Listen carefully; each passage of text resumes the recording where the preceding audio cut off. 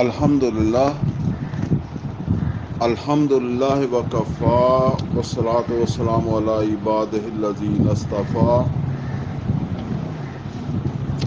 خصوصاً علی افضلہم وخاتم النبیین محمد الامین وعلی آلہ واصحابہ اجمعین.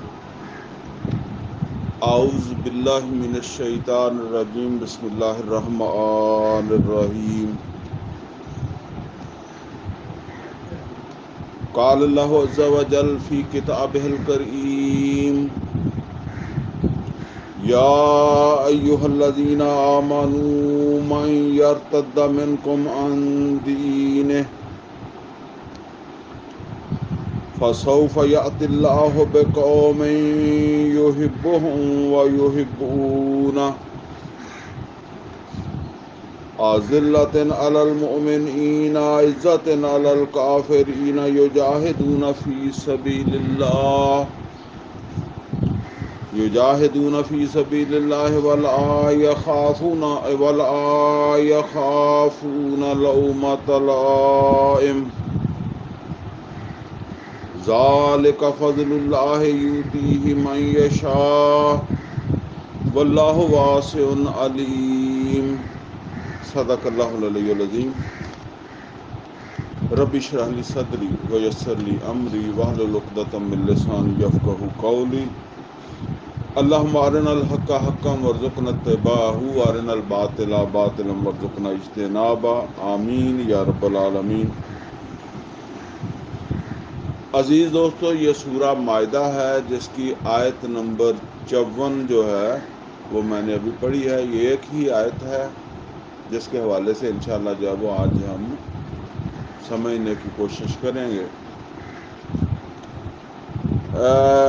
اس آیت کے حوالے سے جو موضوع بیان ہو رہا ہے وہ ہمارا جو پچھلا موضوع تھا پچھلی مرتبہ کا، اسی کے ساتھ جو ہے وہ ریلیٹڈ ہے. یعنی غلبہ دین یا اللہ تعالیٰ کی حکمرانی قائم کرنے کے لیے کھڑے ہونے والے یا اس کے لیے جدوجہد کرنے والے لوگوں کے مطلوبہ اوصاف. پچھلی مرتبہ ہم نے سورہ جو ہے نا وہ فتح، اس کی آخری 2 آیتوں کے حوالے سے 3 اوصاف جو ہے وہ ہم نے جو ہے وہ سمجھے تھے.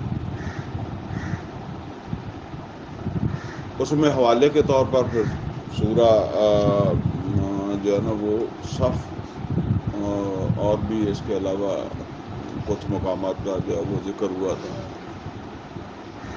آج بھی وہی 3 اوصاف ہیں جن کو جو ہے وہ ہم دوبارہ پڑھ رہے ہیں. مقام دوسرا ہے، انداز مختلف ہے، لیکن اہمیت اس کی میں واضح کرنا چاہتا ہوں کہ وہ اتنی اہم چیزیں ہیں کہ جن کو یہاں دوسری دفعہ پھر اللہ تعالیٰ جو ہے وہ رپیٹ فرما رہا ہے اور بڑے اہتمام سے رپیٹ فرما رہا ہے.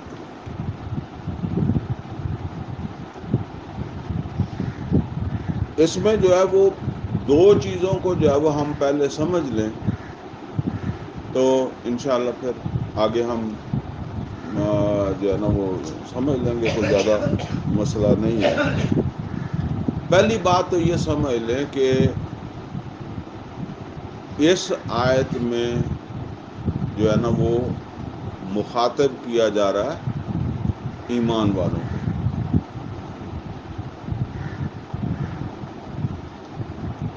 جس وقت بھی ایمان والے ہم کہتے ہیں یا قرآن کریم کے اندر بھی آتا ہے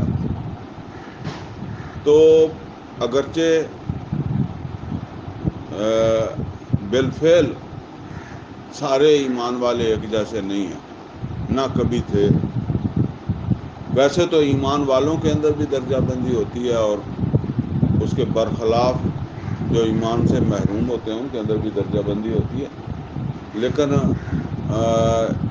ایک جو ہے وہ بات ہے کہ کچھ وہ لوگ ہیں جو ایمان کے ایسے مقام کے اوپر فائز ہو گئے ہیں کہ اللہ تعالیٰ یا فائز ہو جاتے ہیں، جن کے بارے میں پھر اللہ تعالیٰ فرماتا اولئک هم المؤمنون حقا، یہ ہیں جو وہ واقعی حقیقی مومن۔ یعنی آپ سمجھ لیں کہ ایک وہ مومن ہے جو ہر طرح کے ضعف اور نفاق سے پاک ہے۔ اب اس کے بعد جو ہے نا وہ ایک ایمان والے وہ ہیں جو ذوق میں مبتلا ہیں، اور ہم عام طور پر جو ہے وہ کہتے ہیں کہ جی ذوف ایمان، تو وہ ذوف ایمان بھی بہرحال کسی میں زیادہ کسی میں کم ہوگا، ٹھیک ہے نا، لیکن ایک وہ ہیں جو ذوف ایمان کے اندر جب وہ مبتلا ہیں، اس کو اس طرح جب وہ سمجھ۔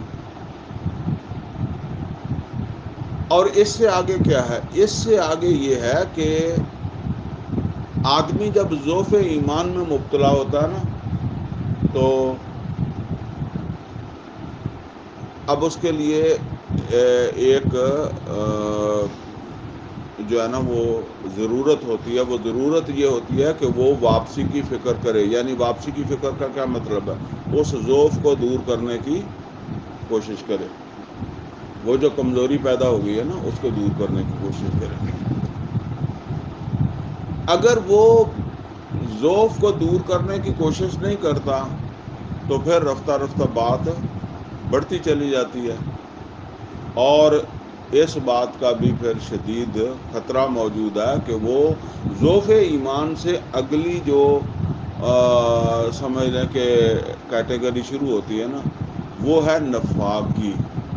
یہ غیر شعوری طور پر وہ اس میں کچھ خرابیاں ایسی آ جاتی ہیں، لیکن ان خرابیوں کو بھی سمجھنا چاہیے کہ وہ آئیں گی بھی اسی کام میں، گھر بیٹھے میں نہیں آئیں گی، یا گھر بیٹھے آ سکتی ہیں تو کسی اور وجہ سے آ سکتے ہیں۔ وہ کیا ہے؟ جھوٹ۔ اور یہاں کس جھوٹ کی میں بات کر رہا ہوں؟ جب وہ اس تحریک میں چل رہا ہے جو ایمان والے لے کر چل رہے ہیں، جو نبی صلی اللہ علیہ وسلم لے کر چل رہے ہیں، یہ آج وہ چل رہی ہے، اب وہ ذوف کی وجہ سے تحریک کے ساتھ، وہ ہماری زبان میں کہتے ہیں پورا نہیں آ رہا، بندہ ہوتا نا پورا نہیں پوج نہیں پہنتے۔ اچھا، جب وہ پورا نہیں آ رہا کسی کے اعتبار سے، جب جو ہے نا وہ جان لگانے کے اعتبار سے، مال لگانے کے اعتبار سے، کسی اعتبار سے، تو اب چونکہ ایک معاشرہ ساتھ چل رہا ہے نا، معاشرہ دیکھ رہا ہے، تو معاشرے کو جب وہ مطمئن کرنے کے لیے پھر بندہ جھوٹ کا سہارا لے لیتا ہے، یہ یہاں سے اس کا آغاز ہو جاتا ہے۔ اچھا، کچھ عرصہ تو جھوٹ سے کام چلا لیتا ہے، اگر واپسی کر لے تو واپسی ہو جائے گی، نہیں تو پھر اس کو خود ہی شرم آنے لگ جائے گی کہ یار میں پچھلی دفعہ بھی لیٹ آیا سی تو میں یہ کہہ دیتا کہ میں ستا رہ گیا سگا، اور میں اس تو پچھلی دفعہ بھی یہی کہا سی میں ستا رہ گیا سگا، یا میں کوئی جا کان لگ پیا سگا۔ پھر ہوں انہوں مطلب یہ احساس ہوں کہ یار ایڈا ایزیلی لوگ جڑے ہے نا اس گل نہیں منن گے۔ تسی تصور کرو نا کہ جڑے لوگ تبوک جاندے ہوئے نہیں گئے سی، پیچھے بھی کئی سارے واقعات ہوئے ہوں گے، ٹھیک ہے نا۔ اچھا، اب وہ قسم کھائے گا، یہ دوسرا مرحلہ، پہلے سادہ جھوٹ تھا، پھر اب قسم کھائے گا، اور تیسرا پھر یہ ہے کہ اگر یہ مرض آگے بڑھتی گئی تو قسمیں بھی کتنی دیر کھائے گا، ٹھیک ہے نا۔ تو ایک دل کے اندر جو ہے وہ بغض پیدا ہو جائے گا، نفرت پیدا ہو جائے گی، کن لوگوں کے لیے؟ جو وہاں فرنٹ رینک کے اندر جو ہے وہ کھڑے ہیں نا، جو بھرپور طور پر جو ہے وہ اس میں اپنا حصہ ادا کر رہے ہیں. اچھا، وہ قرآن کریم میں ایسے ہی لوگوں کا پھر ذکر آتا ہے نا کہ وہ جہاں فرمایا وَإِذَا قِيلَ لَهُمْ آمِنُوا كَمَا آمَنَ النَّاسُ، جب ان سے کہا جاتا ہے کہ ایمان لاؤ جیسے یہ دوسرے لوگ ایمان لائیں. قَالُوا أَنُؤْمِنُ كَمَا آمَنَ السُّفَهَاءُ، تو کہتے ہیں کہ ہم ایمان لائیں بے وقوفوں کی طرح. یعنی یہ اب بغض پیدا ہو گیا. ٹھیک ہے نا. اب یہ لازمی نہیں ہے کہ انہوں نے اونچی آواز سے کہا ہے. ٹھیک ہے نا. اپنے دل میں بھی آدمی نے کہہ لیا کہ یہ تب بل پاگل سویرے ہی آ کے بہ جاندے ہیں. کچھ ادھر نبی صلی اللہ علیہ وسلم نے پکارا جی ادھر حاضر ہو گئے، انہوں نے تو کوئی گھر بار ہے ہی نہیں ہے. خاص طور پر جو مکہ چھوڑ کے آ گئے تھے اپنا سارا کچھ، تو ان کے لیے تو وہ ایسے ہی سمجھتے تھے. یہ سمجھ لیں ایک ہوتی ہے، ایک ہر چیز کی ایک انتہا ہوتی ہے، اس کے بعد آسانیاں ہو جاتی ہیں. وہ انتہا تھی کہ صرف ایمان کی خاطر اتنی بڑی قربانی دینا. اور جب اتنی بڑی قربانی دے لی تو وہ قدرتی طور پر ہی فارغ ہو گیا نا. اب ان میں سے کسی کو نہ، جو پیچھے رہ گئے اب ان کو پتا ہے کہ ٹھیک ہے جی ان کی سبزی آئی ہے یا نہیں آئی. ٹھیک ہے نا. ان میں سے کوئی جو ہے وہ بیمار ہے یا نہیں ہے، ہم نے تو تیمارداری کو اپنی جانا نہ جا سکتے ہیں، نہ کوئی خبر آ رہی ہے. ٹھیک ہے. تو اب جس مقصد کے لیے اتنی بڑی قربانی دی ہے، اور جیسے ہی کوئی آواز آتی ہے تو اسی وقت اپنا جان مال لے کر حاضر ہو جاتے ہیں. تو وہ جو جن کو ابھی پیچھے کھینچنے والے بیٹھے ہیں یا پیچھے ان کی دلچسپیاں ہیں، تو ان کو وہ بے وقوف لگتے ہیں. ٹھیک ہے نا. تو یہ پھر وہ غیر شعوری طور پر جو ہے وہ نفاق کا پھر جو ہے نا وہ، اور اس کے اندر میں اس کی بات نہیں کر رہا جو شعوری طور پر منافق ہوتا ہے، اس کو تو خیر شعور ہوتا ہی ہے. ٹھیک ہے نا. شمار تو وہ بھی ہو لیتا ہے ایمان والوں میں، لیکن اس کو تو معلوم ہے نا میں دھوکہ دے رہا ہوں. تو جب یہ یا ایھا الذین آمنوا کہا جاتا ہے نا، تو یہ تین طرح کے لوگ اس میں ہوتے ہیں، آ سکتے ہیں. ٹھیک ہے نا. لیکن اس مقام کو آپ پڑھیں گے تو آپ کو اندازہ ہو جائے گا کہ یہ مقام اصل میں کس کیٹاگری کے جو ایمان والے ہیں نا ان کی بات کر رہا ہے، یا یہ مقام قرآن حکیم کا کہ سب کی بات کر رہا ہے، یا جو ہے وہ کوئی مخصوص لوگ ہیں ان کی بات جو ہے وہ کر رہا ہے. تو یہ پھر اس سے جو ہے وہ اس کو پڑھنے سے جو ہے وہ سمجھ کر پڑھنے سے جو ہے وہ آدمی کو جو ہے وہ پتہ لگ جاتا ہے. اچھا، جس طرح ابھی میں نے ذکر کیا نا کہ ایک آدمی کس طرح ایمان سے ضعف ایمان اور پھر نفاق کی بھی آخری جو ہے نا وہ منزل تک جو ہے وہ پہنچ جاتا ہے. اس کو ایک اور طریقے سے سمجھ لیں. یہاں وہ لفظ بھی آیا ہے، اور وہ لفظ کیا ہے؟ ہمارے ہاں جو ہے نا وہ دو لفظ ہم بولتے ہیں، ایک ہے مردود اور ایک ہے مرتد. مردود اس کو کہتے ہیں جس کو نکال دیا جائے، یعنی نکالنے والا کوئی اور ہے اور نکلنے والا کوئی اور ہے. جیسے شیطان مردود، اب شیطان کو نکالنے والا اللہ ہے، مردود قرار دینے والا جیسے کہتے ہیں جا دفعہ ہو نکل جا، تو اس کو جو ہے وہ اس کو کہتے ہیں کہ مردود. اور ایک یہ ہے کہ وہ خود چلا جاتا ہے، چھوڑ کر چلا جاتا ہے، یہ ہے مرتد. ٹھیک ہے نا. یعنی یہ خود چھوڑ کر چلا گیا، اس کو چھڑوا دیا، واپس کر دیا، لوٹا دیا، تو یہ فرق ہے. اچھا، جو مرتد ہو جاتا ہے نا وہ اسلام سے خارج ہو جاتا ہے. لیکن یہ سمجھ لیں کہ جب تک وہ اعلانیہ مرتد نہیں ہے تو وہ اسلام سے اللہ کے ہاں خارج ہو جائے گا. منافق بھی خارج ہو جاتا ہے، لیکن دنیا میں وہ ایمان والا ہی شمار ہوگا، اس لیے کہ اس نے اپنی زبان سے ایسی کوئی بات جو ہے وہ نہیں کہی، لہذا وہ ایمان والوں میں شمار ہو رہا ہے. اس کو آپ اس طرح سمجھ لیں، کوئی بھی چیز ہوتی ہے نا کوئی کام ہوتا ہے تو اس کا فیصلہ یا اس کا پہلے عمل درآمد کہاں ہوتا ہے؟ بندے کے اپنے دل میں، ٹھیک ہے نا؟ اور ظاہر میں وہ چیز بعد میں آتی ہے. مثال کے طور پر آپ ایک تعمیر کرنا چاہتے ہیں عمارت، تو اس عمارت کا ایک نقشہ تعمیر کرنے والے کے دماغ میں ہوگا، اس کے دل میں ہوگا، ٹھیک ہے نا؟ کاغذ پہ بھی نہ ہو، اس کے دل دماغ میں وہ عمارت کا نقشہ ہوگا، اور جو ہے نا وہ وجود میں وہ بعد میں آئے گی، عملاً ظہور اس کا بعد میں ہوگا. اسی طریقے سے ہے، میرے اندر کوئی خدا نخواستہ ایسی چیز پیدا ہو گئی ہے کہ میں جو ہے نا وہ میرے دل نے کسی چیز کا انکار کر دیا، دین کے کسی اہم تقاضے کا میرے دل نے انکار کر دیا، لیکن ابھی زبان نے تو کیا نہیں. تو ابھی اس کی وجہ سے تو میں مرتد قرار نہیں پا سکتا، کیونکہ میں زبان سے تو میں نے اظہار ہی نہیں کیا. البتہ حقیقت کے اعتبار سے تو کام ہو گیا ہے کہ نہیں ہو گیا،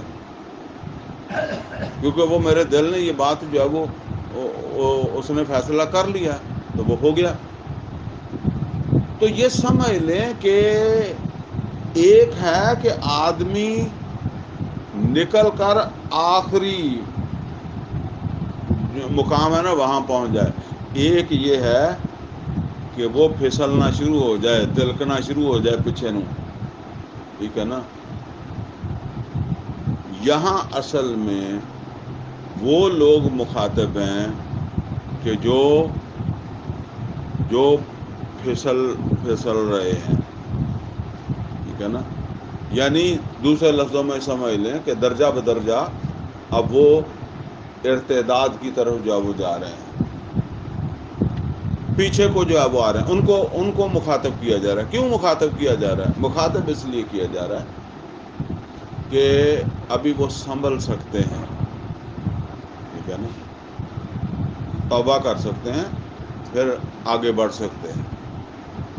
لیکن اگر وہ اس مقام تک پہنچ گیا تو پھر تو وہ نکل ہی گئے، پھر انہوں نے کم از کم یا ایھا الذین آمنو کے اندر تو پھر ان کا شمار جو ہے وہ پھر نہیں ہوگا.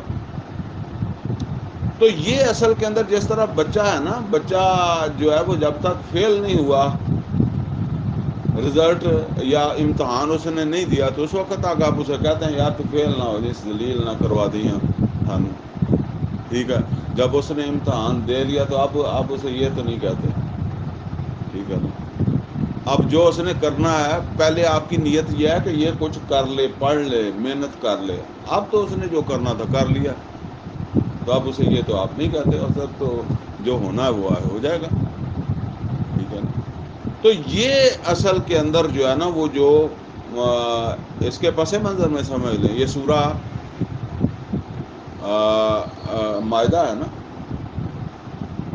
یہ ہجرت کے بعد مدینے نبی صلی اللہ علیہ وسلم آ گئے ہیں، اور مدینے آنے کے بعد یہ کٹھن مراحل شروع ہو رہے ہیں، جن میں یہ پھسلن جو ہے نا، یہ واپسی بھی ہو رہی ہے. ویسے یہ سمجھ لیں کہ یہ جو میں نے کہا نا کہ اعلانیہ ارتداد، مرتد ہو جانا، یہ نبی صلی اللہ علیہ وسلم کی حیات میں بھی ہوا. ایک واقعہ تو بہت شروع کا ہے، اب آپ اندازہ کریں، اسی سے بڑا سبق والا واقعہ ہے کہ بندہ کہاں جا کر واپس بھی آ جاتا ہے.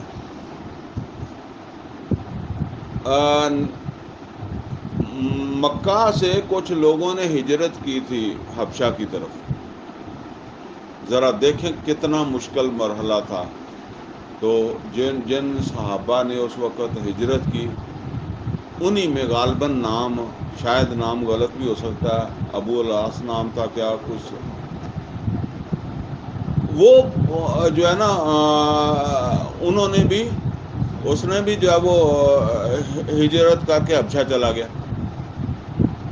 اچھا وہاں جا کر کچھ اس کو سوسائٹی میسر آ گئی، چونکہ اسلام کے جو یہ احکامات ہیں یہ بھی تو ایک دم نہیں آئے نا،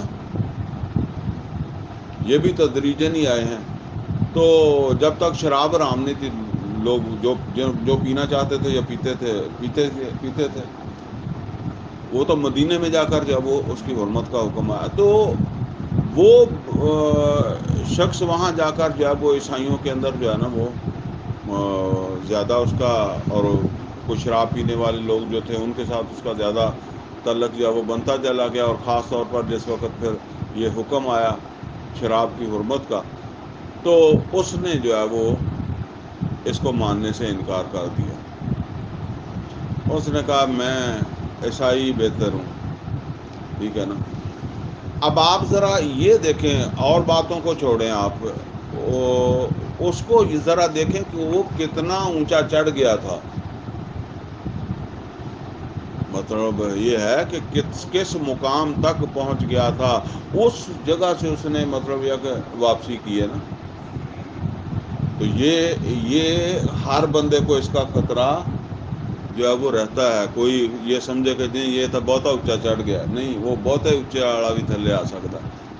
ٹھیک ہے. اچھا وہ پھر اسی لیے وہ میاں بیوی تھے نا جنہوں نے ہجرت کی تھی، اور یہ شوہر جو ہے وہ مرتد ہو گیا.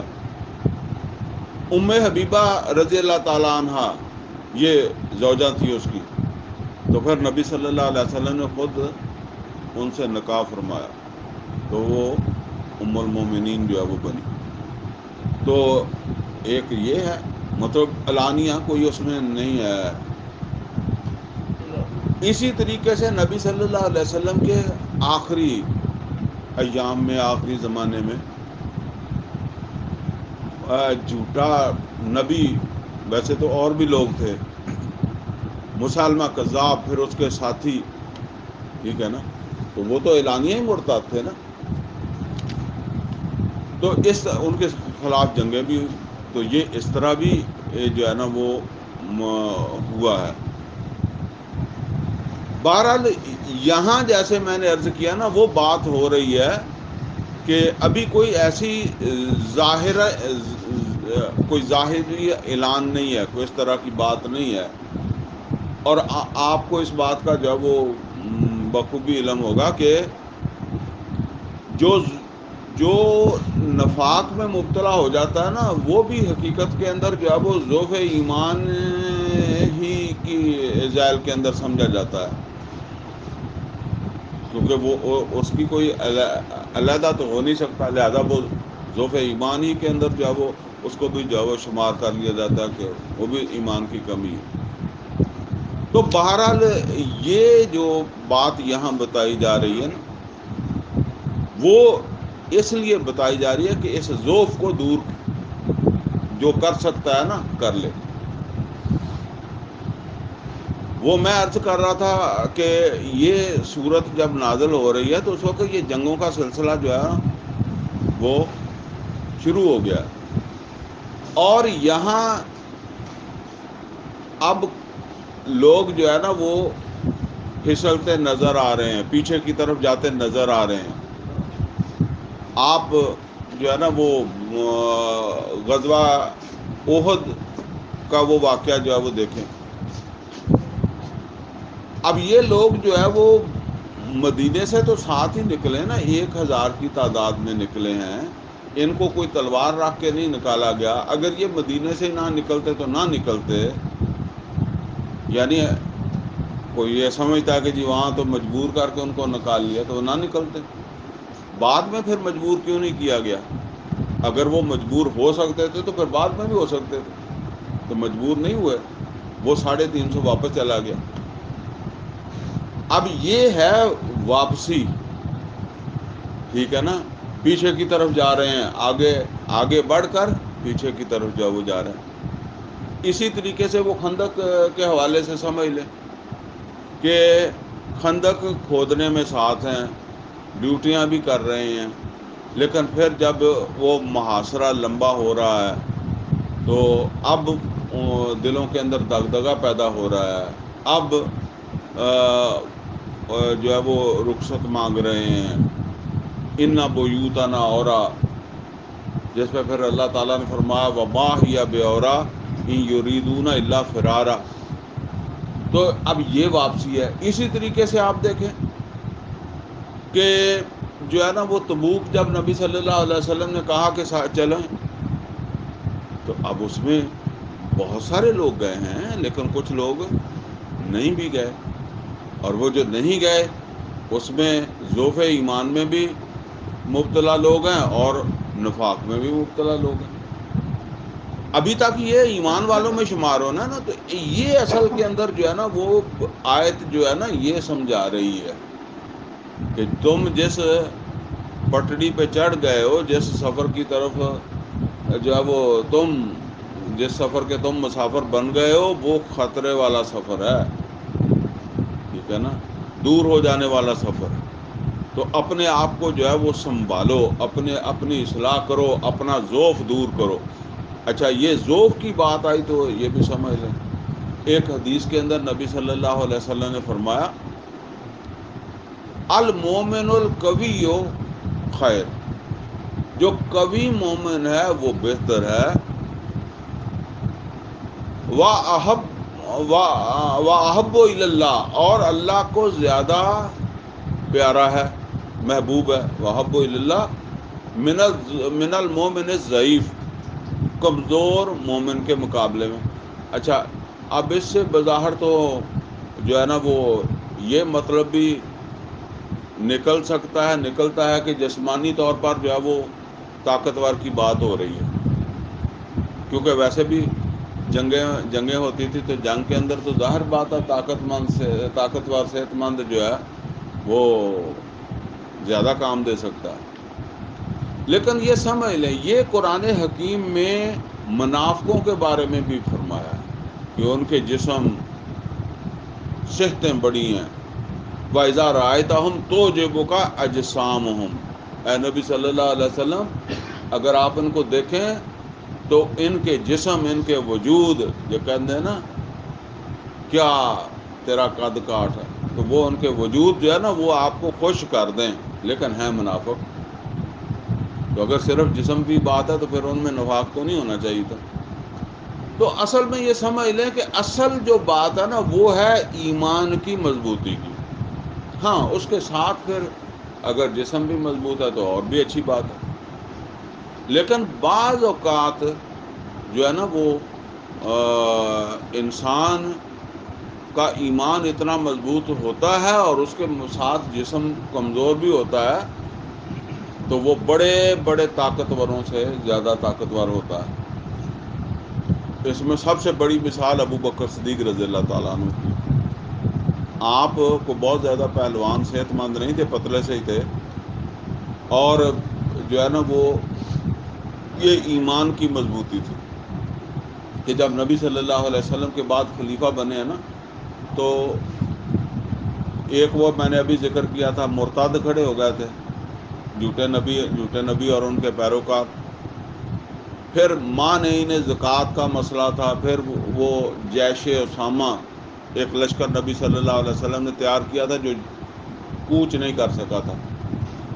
تو اس کو بھی جو ہے وہ روانہ کرنے کے لیے جب آپ نے اپنا اعلان فرمایا تو عمر فاروق رضی اللہ تعالیٰ عنہ نے بھی نبی صلی اللہ علیہ ابو بکر صدیق رضی اللہ تعالیٰ عنہ کو جو ہے وہ منع کیا تھا کہ آپ حالات نہیں ہیں. لیکن ابو بکر صدیق رضی اللہ تعالیٰ یہ ہے وہ ایمان کی مضبوطی کہ اس وقت جو ہے وہ آپ چٹان کی طرح کھڑے رہے، اور آپ نے کہا کہ مجھے اگر اپنی زندگی کا بھی اندیشہ ہو نا کہ مجھے جنگل کے درندے کھا جائیں گے، تب بھی میں یہ تینوں محاذ کھولوں گا.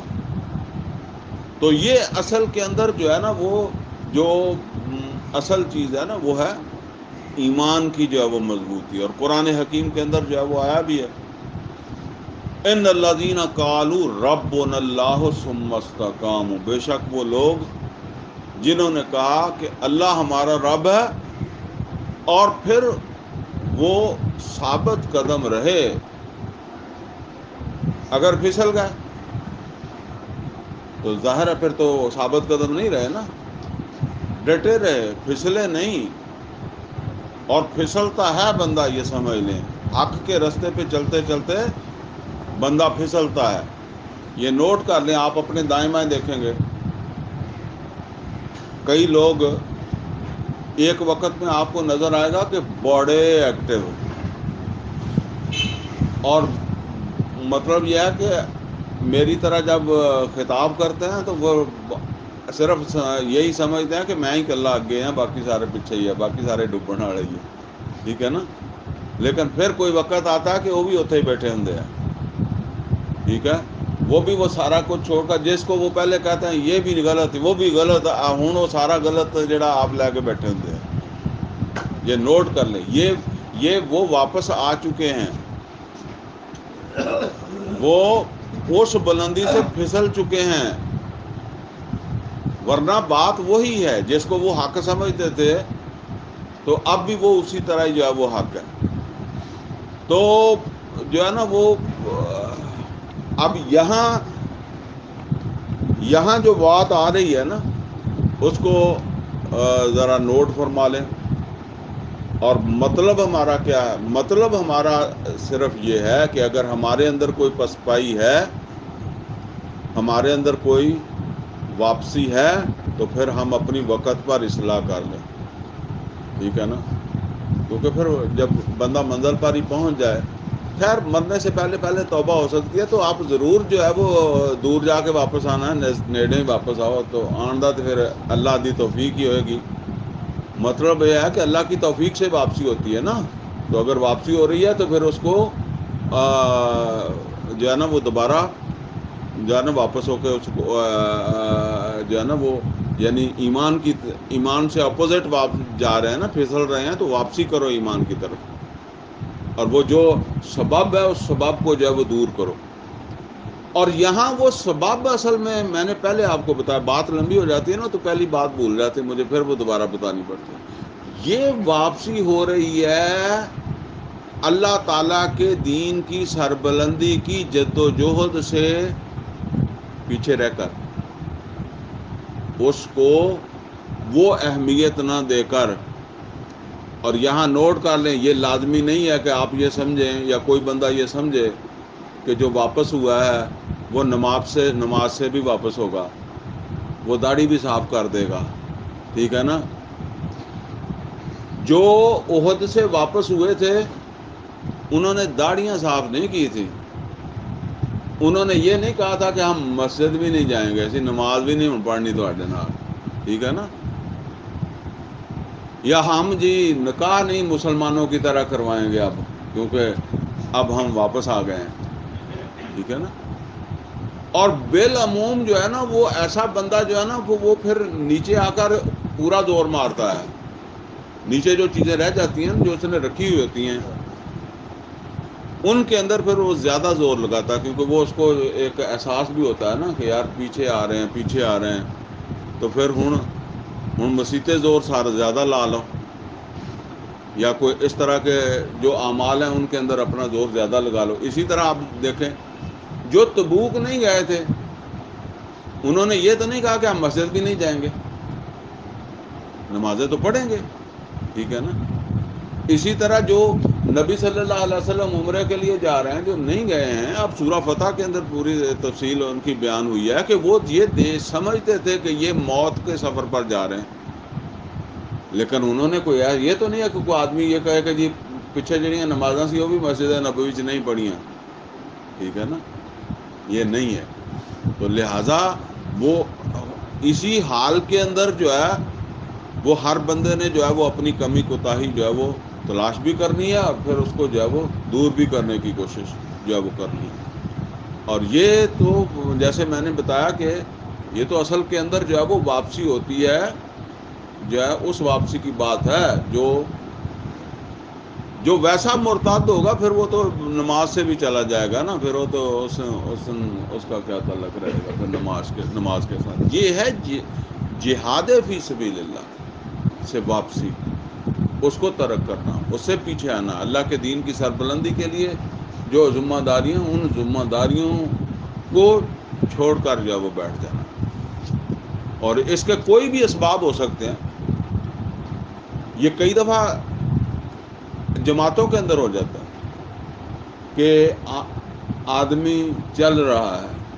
یہ دینی جماعتیں جو ہے نا، یہ ان کی یہ بھی ان میں سے بھی بعض اس حوالے سے چل رہی ہوتی ہیں نا کہ ہم دین کی سربلندی کے لیے، اللہ کے دین کو سربلند کرنے کے لیے جدوجہد کر رہے ہیں. تو اس وقت ان کا ایٹیچیوڈ، ان کی تقریریں، ان کی گفتگویں، ان کا انداز اور ہوگا. اور پھر کسی وجہ سے وہ اس جماعت کے اندر کوئی اختلاف پیدا ہو گیا یا کوئی اس طرح کی چیزیں ہو جاتی ہیں، اور پھر اس سے علیحدہ ہوں گے، تو پھر بالکل ہی اس کو چھوڑ کے جاؤ بیٹھ جائیں گے. بھئی ٹھیک ہے، وہ بندوں کے ساتھ تمہارا اختلاف ہو گیا نا، یا کام سے ہی ہو گیا. اگر تو کام سے ہوا پھر اور بات ہے. تو کام کو تو تم جو ہے وہ سمجھتے ہو کہ وہ صحیح ہے، تو پھر کام تو کرو نا. کام کو تو نہیں چھوڑ سکتے، بندے کو چھوڑ سکتے ہیں نا. کسی کو بھی، کوئی رسول نہیں ہے، کوئی نبی نہیں ہے کہ آپ یہ کہیں کہ جی میں اسی کے ساتھ ہی جو ہے وہ لازمی کروں گا. جب انسان ہے، کوئی ایسی بات ہو گئی ہے تو کوئی بات نہیں، کام تو کرو. تو یہ اصل کے اندر اس میں رہنمائی فرمایا. یا ایھا الذین آمنوا، اے ایمان والو، من یرتد منکم عن دینہ، جو کوئی تم میں سے اپنے دین سے پیچھے پھر جائے گا. ٹھیک ہے نا، پیچھے ہٹ جائے گا. اب یہ دین آگے جا کر آپ کو پتہ لگ جائے گی کہ یہ دین اصل کے اندر جو ہے وہ یہاں جو کہا جا رہا ہے، یہ کہا جا رہا ہے جہاد فی سبیل اللہ. ٹھیک ہے نا. اور یہ ضروری نہیں ہے کہ وہ نماز چھوڑے یا کوئی دوسرے کام جو ہے ان کو بھی لازمی جو ہے وہ ترک کرے. اور اس کی میں نے مثالیں آپ کو دی ہیں کہ وہ احد سے واپس آنے والے جو ہیں، انہوں نے باقی نمازیں وغیرہ نہیں چھوڑی تھیں، اسی کو چھوڑا تھا. خندق کے اوپر جو وہاں سے فرار چاہ رہے تھے، وہ بھی خندق ہی چھوڑنا چاہ رہے تھے، نمازیں نہیں چھوڑنا چاہ رہے تھے.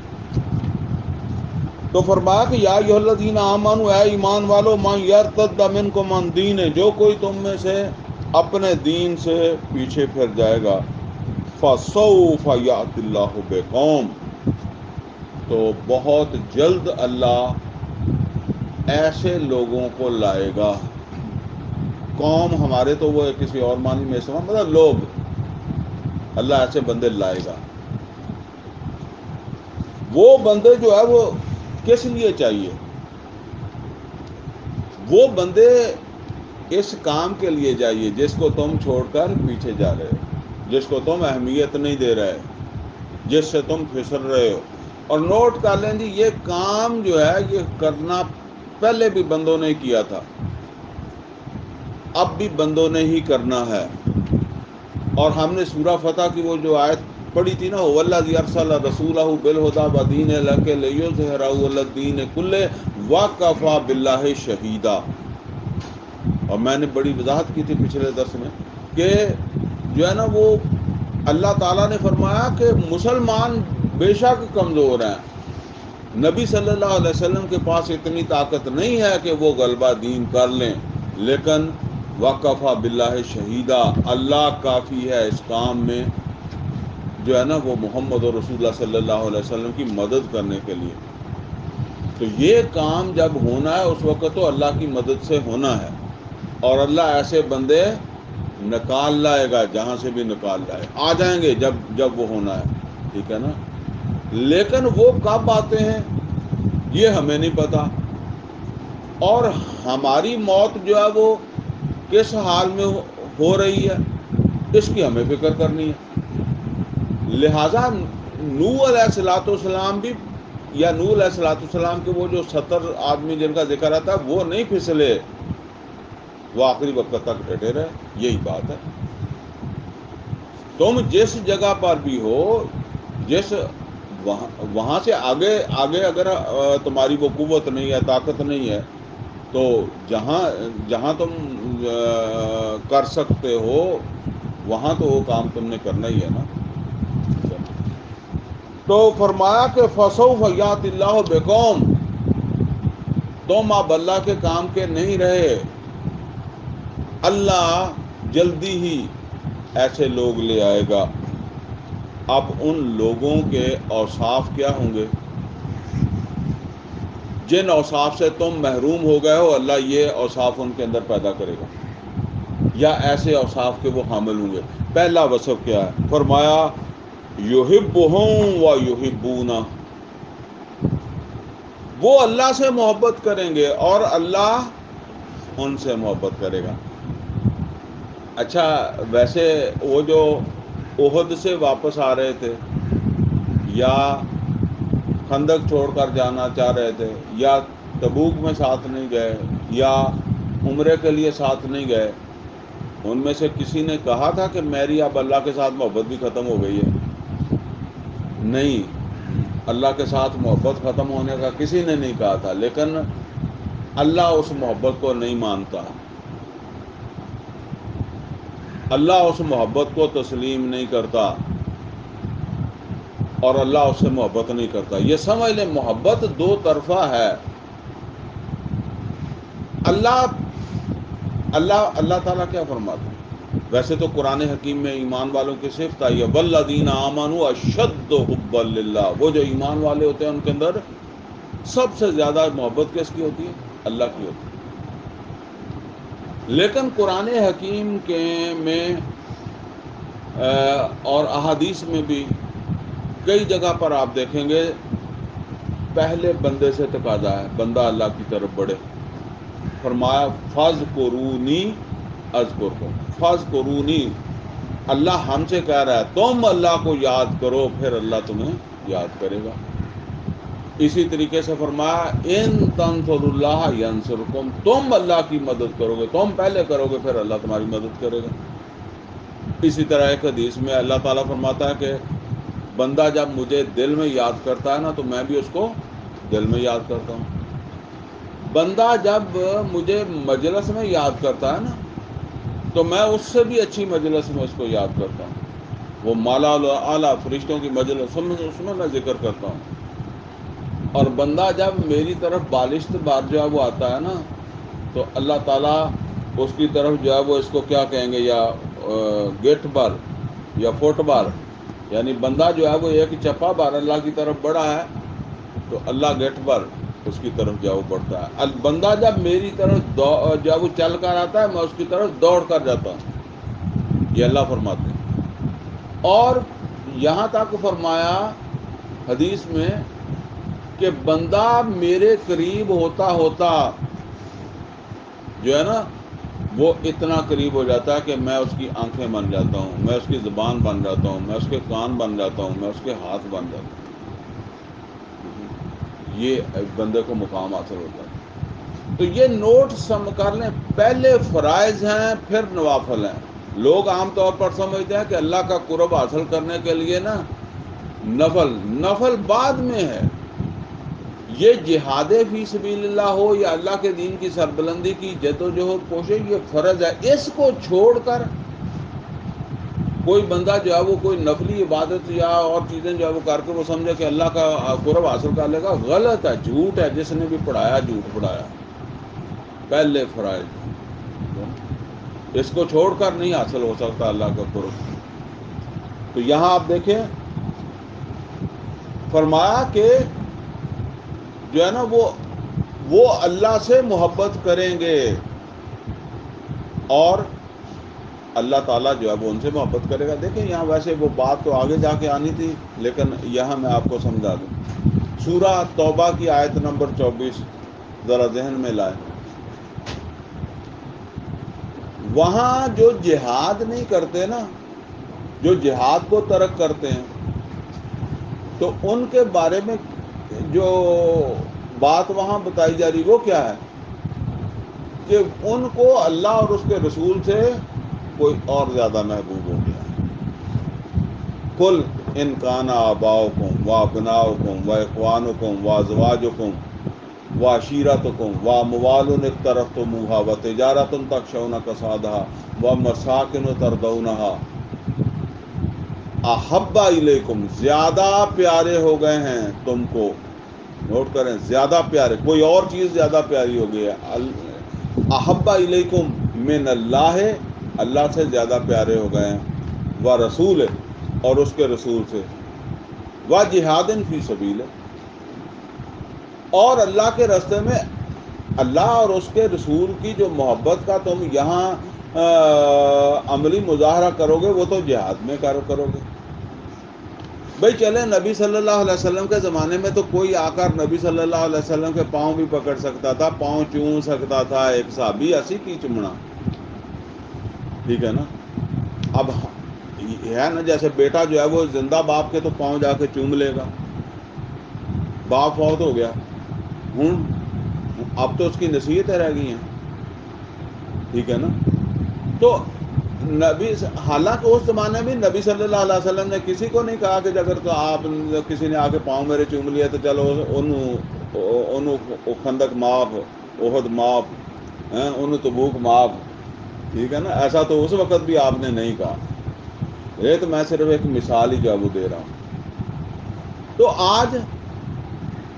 آج اللہ سے محبت اور اللہ کے رسول سے محبت اس کا تو ہے جہاد فی. جب تم نے جہاد فی سبیل اللہ ترک کر دیا، وہ مقصد کیوں ترک کرو گے؟ کیونکہ جہاد فی سبیل اللہ اس جد و جہد کا نام ہے جو اللہ کے دین کو سربلند کرنے کے لیے ہو رہی ہے. بے شک وہ نچلی سطح پر ہو رہی ہے. اصل میں مصیبت یہ ہے کہ جب وہ اس کی بات کرتا ہے تو لوگ ہی فوراً چھاڑ مار کے اتنے چڑھ جاتے، وہ نیچے کو بھول ہی جاتے ہیں، ٹھیک ہے نا. آپ ایک تدریس سے وہاں پہنچیں گے تو پھر وہ وہاں پہنچیں گے. اس وقت آپ کسی اور جگہ پر ہیں، لیکن جہاں ہیں وہاں آپ ڈٹے ہوئے ہیں کہ نہیں ڈٹے ہوئے، ٹھیک ہے نا. وہ جہاد آپ کر رہے ہیں کہ نہیں کر رہے، جہاد آپ کوشش کر رہے ہیں اوپر چڑھنے کی، تو جب اللہ کی توفیق ہوگی تو اوپر چڑھ جائیں گے.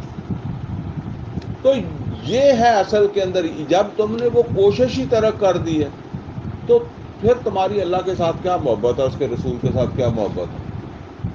پھر اللہ وہ بندے لائے گا جو اللہ کے ساتھ محبت کرنے والے ہوں گے، اور اللہ ان سے محبت کرے گا.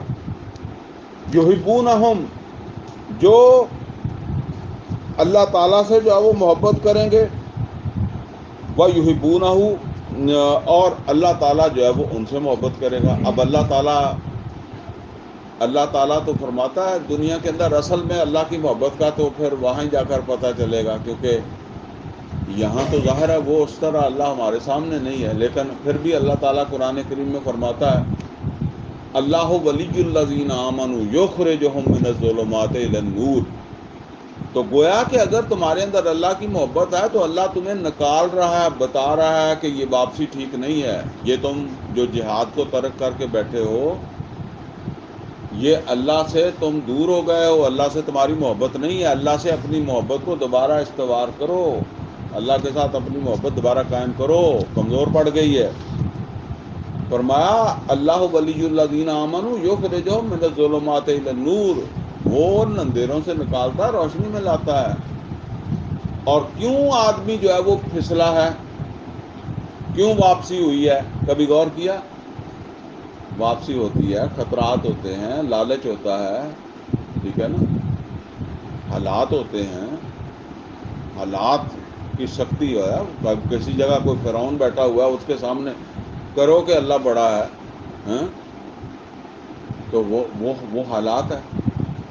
فرمایا کہ الا ان اولیاء اللہ لا خوف علیہم ولا هم یحزنون، جو اللہ کے دوست بن جائے، اللہ کا تقرب حاصل ہو جائے، اللہ کے ولی بن جائے، پھر وہ کسی فرعون، کسی نمرود سے نہیں ڈرتے. وہ جس طرح ابراہیم علیہ السلام جو آگ کے اندر جب وہ کود گئے تھے.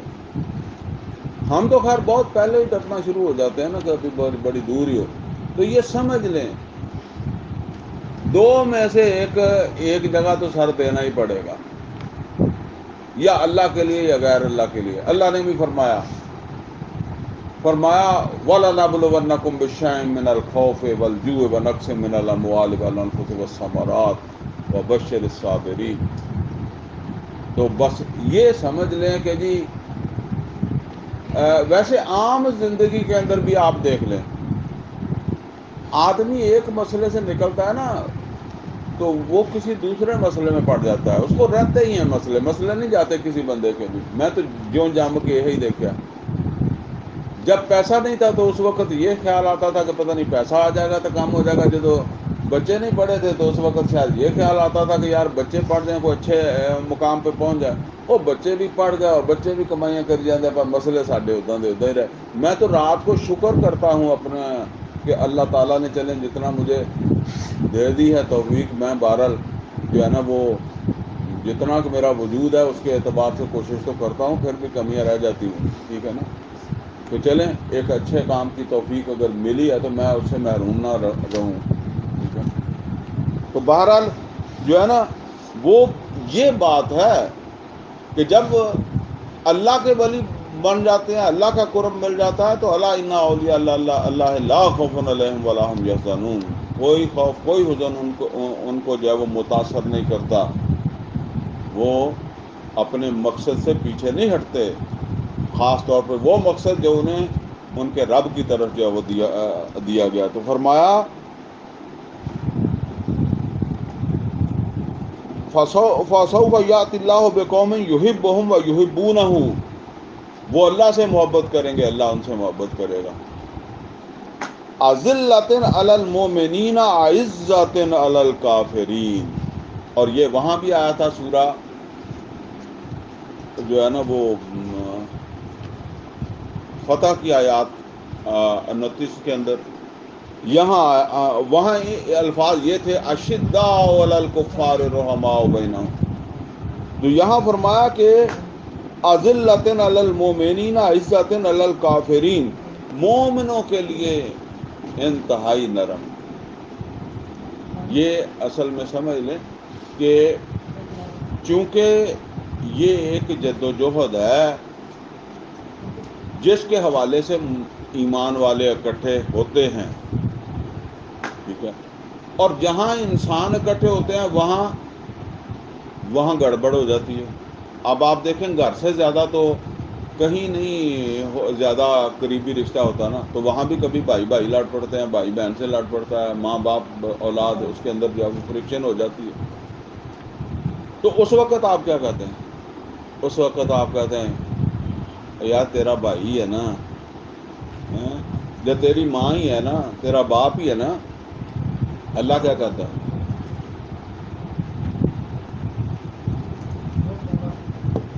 اللہ تعالیٰ فرماتا ہے کل مسلم اخوہ. اور اس سے بھی بڑھ کر جب وہ اس تحریک کے لیے کام کر رہے ہیں، کیونکہ یہ فریکشن ہوگی اور اس فریکشن کو درگزر کرنا ہوگا. وہ قرآن حکیم کے اندر سورہ حشر میں فرمایا کہ مومنوں کے حوالے سے یُؤْثِرُونَ عَلَىٰ أَنفُسِهِمْ وَلَوْ كَانَ بِهِمْ خِصَاصَةٌ. مومنوں کے لیے تو اس طریقے سے کہ اپنے آپ کو تنگی دے کر اس کو سہولت دے دیں. ٹھیک ہے نا. اپنے کانوں کے اوپر شبہ کر لیں کہ میرے کانوں نے غلط سنا، اس نے غلط نہیں کہا ہوگا. ٹھیک ہے نا. تو تبھی تو وہ پھر اتحاد برقرار رہے گا نا. اس طرح اگر جو ہے وہ سوچا جائے گا تو ان سے درگزر کرنا. آپ دیکھیں نبی صلی اللہ علیہ وسلم کی جو تربیت تھی اس میں تو یہ بھی ہے جو ہم سوچ بھی نہیں سکتے. ہمیں صرف لطیفے لگتے ہیں کہ ایک آدمی سارا دن روزے سے تھا، شام کو روزہ کھولنے لگا تو وہی جو اس کے لیے بمشکل کھانا اس نے کہیں سے فراہم کیا تھا، کوئی ضرورت مند آ گیا تو اس کو دے دیا. یہ ہم بے شک بیان کریں لیکن نہ تو ہم کبھی اس کا عمل دکھا سکتے ہیں اور نہ ساڈے دل میں کبھی یقین ہویا.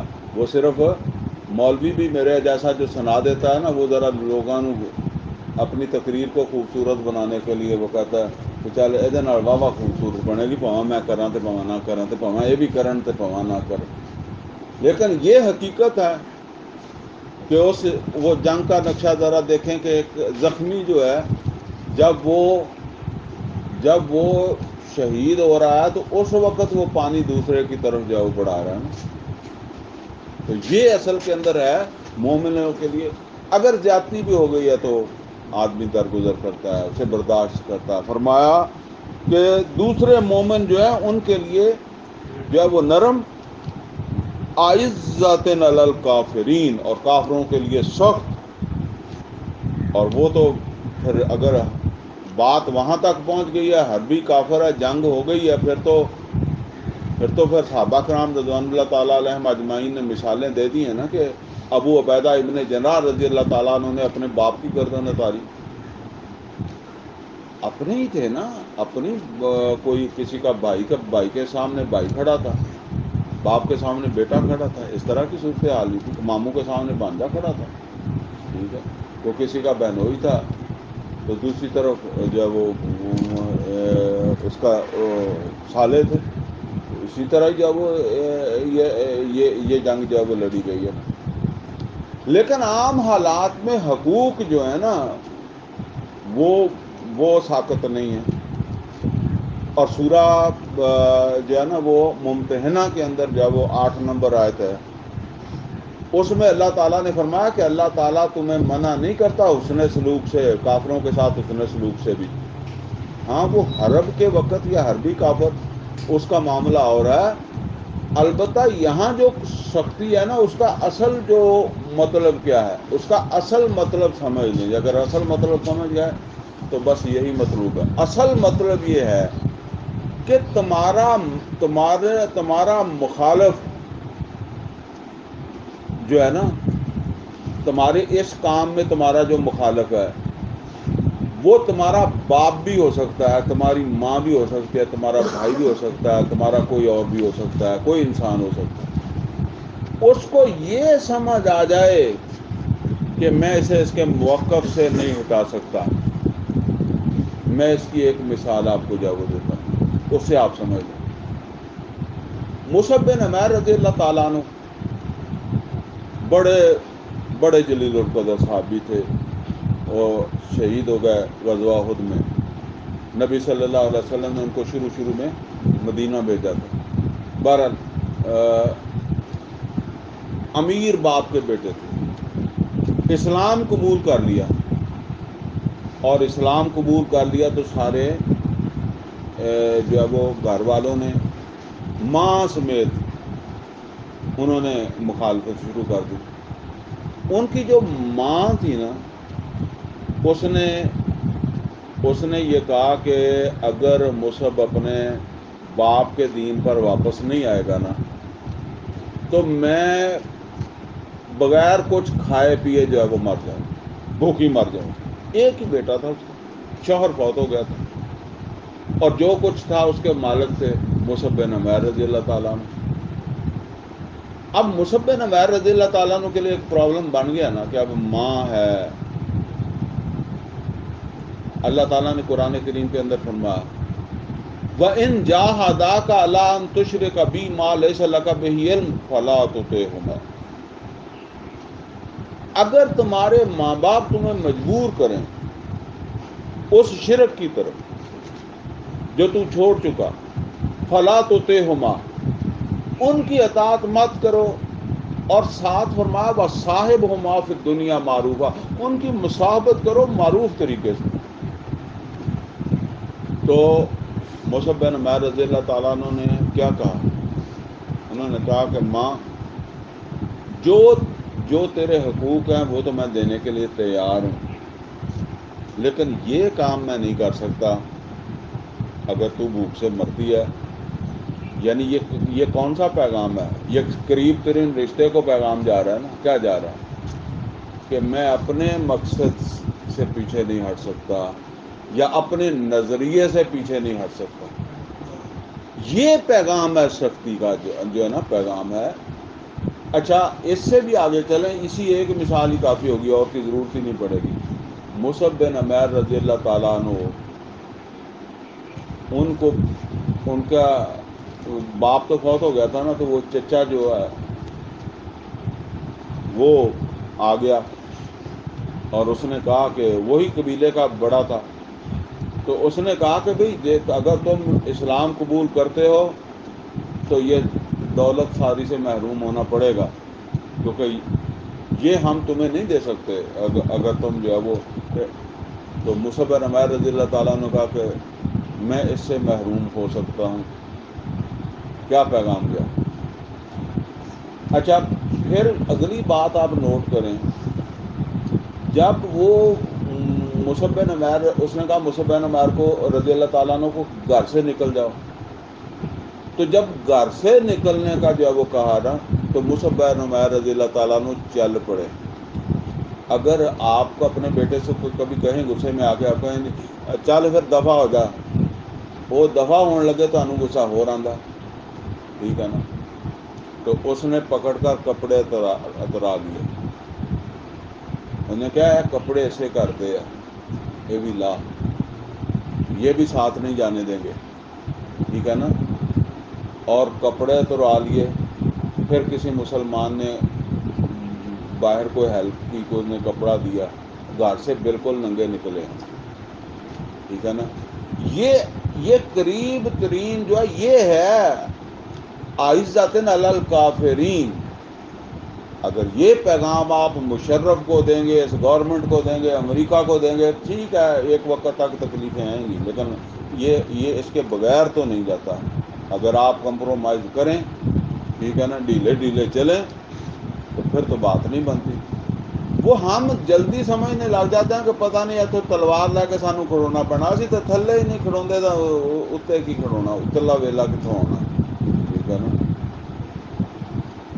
تو بہرحال فرمایا کہ یہاں کافر کا مطلب کافر ہی نہیں ہے. کافر کا مطلب یہ ہے کہ جو اس نظریے کا کفر کر رہا ہے، جو اس نظریے کو نہیں مانتا. وہ ہو سکتا ہے کہ اب مسلمان ہی ہو. تو فرمایا کہ عزت علی الکافرین، وہ کافروں کے لیے سخت. تیسرا وصف، دو ہم نے پڑھ لیے، یعنی ایک یہ کہ وہ اللہ سے محبت کرنے والے ہوں گے، اللہ ان سے محبت کرے گا. دوسرا یہ کہ وہ ایمان والوں کے لیے نرم ہوں گے، جوڑے جوڑے میں آ رہا ہے نا، تو کافروں کے لیے سخت ہوں گے. اب تیسرا جوڑا، یجاہدون فی سبیل اللہ. تم جہاد چھوڑ کر نمازوں پہ آگے بیٹھ گئے ہو، مسیتیں سنبھال لی ہیں، ٹھیک ہے، پھسل کے نیچے آ گئے نا. آپ یہاں کے کسی بندے، یہاں تو وہ بندہ بڑی جلدی غصہ کر جاتے ہیں، تو آپ ان کو سمجھے نا کہ جو تبوک نہیں گئے، مسجد تو نہیں چھوڑی، جو عہد سے واپس آ گئے، انہوں نے کوئی داڑیاں تو نہیں اتروائیں، پگڑیاں تو نہیں انہوں نے لا دیا، پگڑیاں بھی نہیں ایسی بننی ہیں چونکہ اسی عہد سے واپس آ گئے ہیں. واپس تو آ گئے ہیں، یہاں آ کے بیٹھ گئے ہیں. اسی طرح آپ اس کو اپلائی کر لیں کہ آج کسی جگہ پر بندہ بیٹھ گیا ہے، تو فرمایا کہ یجاہدون فی سبیل اللہ، وہ جہاد کریں گے اللہ کے راستے میں جبکہ تم چھوڑ کر بیٹھے ہو، تم اس سے نیچے اتر آئے ہو، نیچے آ گئے ہو، پھسل چکے ہو. یجاہدون فی سبیل اللہ. اور یہاں نوٹ کریں، سورہ محمد جو ہے نا، اس کا نام جو ہے وہ سورہ قتال بھی ہے، سورہ جنگ بھی ہے. یہ اس کی آخری آیت ہے، 2 آیتیں پڑھ لیں. اس میں اللہ تعالیٰ نے صحابہ کرام رضوان اللہ تعالیٰ علیہم اجمعین کو اس میں جنگ کا حکم آیا نا، تو وہاں آ کر یہ بات جو ہے وہ فرمائی ہے. سورہ بقرہ میں تو آیا تھا نا کہ کوتیبہ علیکم القتال وہو کرہ لکم. اللہ نے جنگ فرض کیا تو ان کو اچھی نہیں لگ رہی، لیکن وہ سارے سب کی بات نہیں تھی. میں نے بتایا تھا نا کہ وہ اس میں پھر معین کر لیتا ہے بندہ کہ یہ کن کی بات ہو رہی. اسی طرح فرمایا اس میں ان تتولوا، اگر تم منہ پھیرو گے، کس چیز سے؟ جنگ سے منہ پھیرو گے. ان تتولوا یستبدل قوما غیرکم، اللہ تعالیٰ تمہیں بدل کر دوسرے لائے گا. جنگ کروانی ضروری ہے. وہ اس نے فرما دیا کوتبہ علیکم القتال، جنگ کرانی تسی نہیں کرنی، تسی منہ پھیرو گے. ان تتولوا یستبدل قوما غیرکم ثم لا یکونوا امثالکم، پھر وہ تمہاری طرح نہیں ہوں گے. یعنی تم میں کیا کمی ہے؟ تم پیچھے ہٹ چکے ہو جنگ سے، ٹھیک ہے نا. تو اسی طرح سمجھ لیں جنگ تو ایک مرحلہ ہے، جب وہ آ جائے گا تو پھر جو پیچھے ہٹے گا اس کے ساتھ اس کا اجر یہی ہوگا. لیکن یہ ہے کہ وہ بات تو بندے کو اس طرح سوچنی چاہیے نا کہ اس وقت میں کس مرحلے پر ہوں اور یہاں میں نے کیا کرنا ہے، میرا جہاد کون سا ہے۔ جب آپ کسی عمارت کی تعمیر کے وقت بنیادیں کھود رہے ہوتے ہیں تو وہاں آپ کون سا سامان رکھتے ہیں؟ وہاں آپ سامان رکھتے ہیں بنیادوں کا، چھت کا نہیں رکھتے، دیواروں کا نہیں رکھتے۔ اور جس وقت آپ دیواریں بنا رہے ہوتے ہیں تو اگر اس وقت آپ بنیادوں کا مٹیریل لا کے رکھ لیں پھر بے وقوفی ہوگا۔ تو ہر مرحلے پر جو ہے نا وہ جا کر یہ لوگ جو ہے وہ ان چیزوں کو سمجھتے نہیں، ہر مرحلے کے اوپر جو ہے وہ جا کر پھر اس مرحلے کے جو ہے وہ تقاضے ہیں۔ تو اللہ تعالیٰ نے چونکہ اس وقت وہ جنگ کے مرحلے میں پہنچے ہوئے تھے تو اللہ نے کہا میں نے جنگ تو کروانی ہے، کوتیب علیکم القتال۔ اب اگر تم جنگ واہ کرہ لکم تمہیں اچھی نہیں لگ رہی اور جن لوگوں کو اچھی نہیں لگ رہی اگر وہ منہ موڑیں گے وَإِن تَتَوَلَّوْا يَسْتَبْدِلْ قَوْمًا غَيْرَكُمْ، اللہ تعالیٰ جب وہ تمہیں ہٹا کے دوسرے لوگ لائے گا کیونکہ اس نے یہ کروانی کروانی۔ اور ثُمَّ لَا يَكُونُوا أَمْثَالَكُمْ، پھر وہ تمہاری مثال نہیں ہوں گے۔ جتنا دیکھو کتنی بے عزتی والی گل ہے۔ اگر کوئی نبی صلی اللہ علیہ وسلم کے زمانے میں ایسا تھا تو وہ واسطے کتنی بدبختی یا بے عزتی والی بات ہے۔ اللہ تعالیٰ کا بندہ کہندا اوے تیرے ورگے بندہ نہیں چاہیے سانوں۔ اور یہ نوٹ کر لیں کہ آج بھی یہ تقاضا ہے اللہ تعالیٰ کا۔ اللہ کا دین اسی طرح مغلوب ہے، اس کی سربلندی کے لیے جب وہ جد و جہد وہ ہمارے اوپر ہی فرض ہے۔ تو فرمایا کہ یجاہدون فی سبیل اللہ، تم نے چھوڑا ہے تو وہ جہاد کریں گے، ولا یخافون لومۃ لائم، کسی کی ملامت کی پرواہ نہیں کریں گے۔ وہ ملامت کی میں نے مثالیں آپ کو دے دی، ماں ملامت کر رہی تھی، چچا ملامت کر رہا تھا، قبیلے والے ملامت کرتے ہیں۔ وہ سورہ عنکبوت میں ہے کہ وہ کافر کیا کہتے تھے، وقال الذین کفروا للذین آمنوا، وہ کافر کہہ رہے ہیں کہ ایمان والوں کو اتبعوا سبیلنا، یار ہمارے رستے کے اوپر چلو، ولنحمل خطایاکم، ڈرو نہیں تمہارے گناہ ہم لے لیں گے، اپنے ساتھ لے لیں گے۔ یعنی محمد اور رسول اللہ صلی اللہ علیہ وسلم کو چھوڑو، ہم لے لیں گے تمہارے گناہ۔ اور پھر وہ یہ تو کہتے ہیں کہ ایک ہوتی ہے نصیحتیں، وہ نصیحتوں کے اندر بھی ملامتی ہوتی ہے۔ یار اپنے بچوں کا دھیان کر، آج کل ایجنسیاں چک کے لے جاندی ہیں، ٹھیک ہے نا، اس میں کیا ہے، یہ بھی ملامت ہی ہے کہ تم کیڑا بے وقوفاں والا کام شروع کیتا ہے، بچے رول جان گے، ٹھیک ہے نا۔ تو یہ تو مختلف انداز ہوتے ہیں، مقصد ان کا ایک ہی ہوتا ہے۔ وہ مقصد کیا ہوتا ہے کہ آپ اس جد و جہد سے باز آ جائیں۔ یہ کبھی آپ کو نماز پڑھتے ہوئے تو کسی نے نہیں کہا ہوگا نا کہ جی نماز نہ پڑھا کر ایجنسیاں چک لے جان گیا، داڑھی نہ لمبی کر ایجنسیاں چک لین گیا، ٹھیک ہے نا۔ کم از کم اتنے ہمارے ملک دیکھتا نہیں یہاں چیزاں تو پڑ دے۔ تو بہرحال یہ تو ہر وقت ہی جو ہے وہ رہے گا، اس کو آپ سمجھیں۔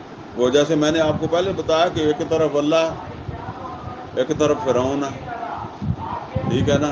اللہ بھی کہندا کہ میں سختی دیاں گا، وَلَنَبْلُوَنَّكُمْ بِشَيْءٍ مِّنَ الْخَوْفِ وَالْجُوعِ وَنَقْصٍ مِّنَ الْأَمْوَالِ وَالْأَنفُسِ وَالثَّمَرَاتِ۔ اور فرعون بھی کہندا کہ میں تہاڈیاں ہاتھ پیر الٹی سنتوں کٹ دیاں گا۔ وہ جب وہ جادوگروں نے کہا تو فرعون نے کیا کہا، ٹھیک ہے نا، فرعون نے کہا میں تمہارے ہاتھ پاؤں الٹی سمت سے کاٹ دوں گا۔ ہن دونوں میں سے جو وعدہ کھاتا ہے اس کو قبول کر لو، ٹھیک ہے جی۔ فرمایا وَلَا يَخَافُونَ لَوْمَةَ لَائِمٍ، وہ کسی کی ملامت کی پرواہ نہیں کریں گے۔